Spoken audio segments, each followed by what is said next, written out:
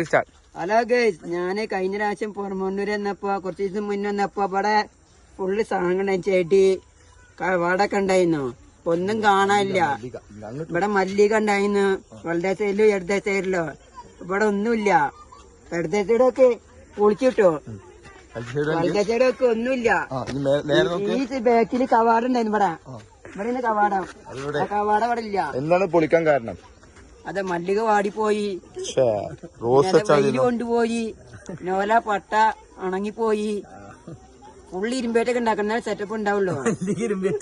ഇരുമ്പിന്റെ മല്ലിക വാടരുത് അല്ലേ? മല്ലിക അല്ല, കമ്പിയായിട്ട് കവാട് ഉണ്ടാക്കണേ. ഫുള്ള് ലൈറ്റ് മാനൊക്കെ വെച്ചിട്ട് സീസൺ കഴിഞ്ഞു. ഇനി അടുത്ത സീസണിലാവുമ്പോ പുതിയത് വരും, വെറൈറ്റി സാധനങ്ങള്. നമ്മൾ ചാമുട്ടം വന്നിക്കണേ, ഒന്നില്ല ഇവിടെ കാണാന്. ഇപ്പൊ മസാലായിട്ടുണ്ട് അവിടെ. എന്റെ വൈഫിനേറ്റ വന്നിന്ന്. ഞാനും അത്ര നിക്കണ്ട. പാടിക്ക് വരണ്ട, പാടിയിൽ ഇനി ഒന്നുമില്ല.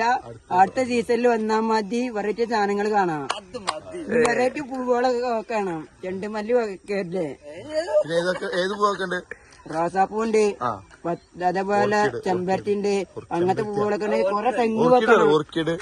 അത് മാത്രം ഓർക്കിഡ്, ആന്തൂറിയം എല്ലാം വേണം. അത് മാത്രല്ല, ഇവിടെ തെങ്ങ് വെക്കണത് അല്ലേ?